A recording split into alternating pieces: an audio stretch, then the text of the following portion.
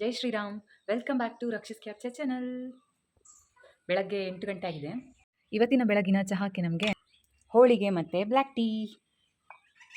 ನಿಮಗೀಗ ನಾನು ನಮ್ಮ ಮನೇಲಿ ನೇಂದ್ರ ಬಾಳೆನ ಆಗಿದೆ ಅಂದರೆ ಒಂದು ಮಾತ್ರ ಬಾಳೆ ಗಿಡ ಇರೋದು ನಮ್ಮಲ್ಲಿ ಅದರದ್ದು. ಹಾಗೆ ಅದರಲ್ಲಿ ಒಂದು ಕೊನೆ ಆಗಿತ್ತು, ಅದನ್ನು ಕಟ್ ತಂದಿಟ್ಟಿದೆ, ಅದು ಹಣ್ಣಾಗಿದೆ.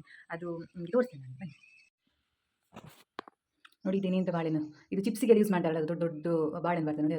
ಅದು ಹೀಗೆ ತಿನ್ನಲಿಕ್ಕೆ ಚಂದ ಆಗೋದಿಲ್ಲ, ಅಷ್ಟು ಚಿಕ್ಕ ಬಾಳೆನ ಥರ ಕದಳಿ ಎಲ್ಲ ಬರ್ತದಲ್ಲ, ಇದು ಕಾಯಿ ಎಲ್ಲ ಚಿಪ್ಸ್ ಮಾಡಲಿಕ್ಕೆ ಯೂಸ್ ಮಾಡ್ತಾರಲ್ಲ ಅದೇ.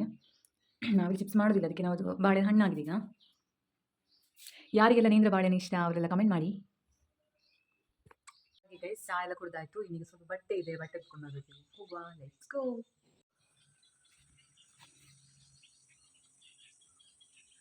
ಎಲ್ಲ ತೊಳೆದಾಯ್ತು. ಈಗ ಇಲ್ಲಿ ಸ್ವಲ್ಪ ಅಡಿಕೆ ಇದೆ, ಈ ಅಡಿಕೆಯನ್ನು ಮೇಲೆ ಹಾಕಬೇಕು. ಮೇಲೆ ಹಾಕು, ಬನ್ನಿ. ಅಡಿಕೆ ಎಲ್ಲ ಕೆಳಗಿದೆ, ಮೇಲೆ ತಗೊಂಬಂದಾಯಿತು, ಈಗ ಹಾಕಿದ್ದೇನೆ. ಈಗ ನಾನು ನಿಮಗೆ ಈಗೆಲ್ಲ ಕಡೆ ಮಾವಿನಕಾಯಿ ಎಲ್ಲ ಚಿಗುರಲಿಕ್ಕೆ ಸ್ಟಾರ್ಟ್ ಆಗಿದೆಯಲ್ಲ, ಚಿಗುರಲಿಕ್ಕೆ ಹಾಗೆ ಎಲ್ಲ ಹೂವೆಲ್ಲ ಬಿಟ್ಟಿದೆ. ಹಾಗೆ ನಿಮಗೆ ನಮ್ಮ ಮನೆಯಲ್ಲಿ ಒಂದು 4-5 ಮರ ಇದೆ, ಅದರಲ್ಲಿ 2 ನಮಗೆ ಇದು ಮೇಲೆ ಬಂದರೆ ಚಂದ ಕಾಣ್ತದೆ. ಅದರಲ್ಲಿ ನಿಮಗೆ ಹೂ ತೋರಿಸ್ತೀನಿ, ಬನ್ನಿ.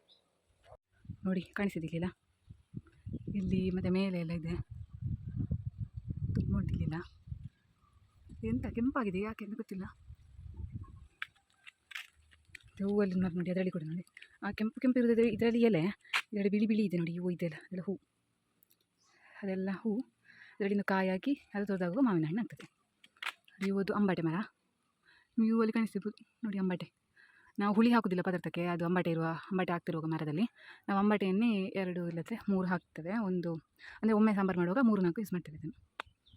ಇನ್ನೊಂದು ಅಂಬಾಟೆ ಮರ, ನಿಮಗೆ ಇನ್ನೊಂದು ಅಂಬಾಟೆ ಮರ ತೋರಿಸ್ತೇನೆ ನೋಡಿ. ಇಲ್ಲಿ ಇದು ಕಡ್ದಿದ್ದಾರಲ್ಲ, ಅದನ್ನು ಚಿಗುರ್ಬೇಕಷ್ಟೇ, ಇನ್ನೂ ಚಿಗುರ್ಬೇಕಷ್ಟೇ. ಈ ಲಾಗಲ್ಲಿ ಇಲ್ಲಿಗೆ ನಾನು ಮುಗಿಸ್ತಾ ಇದ್ದೇನೆ. ಈಗ ನಾನು ಮುಂದಿನ ಲಾಗಲ್ಲಿ ಸಿಗ್ತೇನೆ ನಿಮಗೆ. ಮುಂದಿನ ಲಾಗಲ್ಲಿ ಹೊಸ ಏನಾದರೂ ಇದೆಯಾ ಅಂತೇಳಿ ಹೂವಿನ ಗಿಡ ಇದೆ ನಮ್ಮಲ್ಲಿ, ಅದನ್ನು ನಿಮಗೆ ತೋರಿಸ್ತೇನೆ. ಹಾಗೆ ಇಲ್ಲಿ ನಾನು ಮುಗಿಸ್ತಾ ಇದ್ದೇನೆ. ಯಾರೆಲ್ಲ ನನ್ನ ಲಾಗ್ ನೋಡ್ತಾ ಇದ್ದೀರಾ ಅವರೆಲ್ಲರಿಗೂ ಧನ್ಯವಾದಗಳು. ರಾಮ್ ರಾಮ್, ಬಾಯ್ ಬಾಯ್.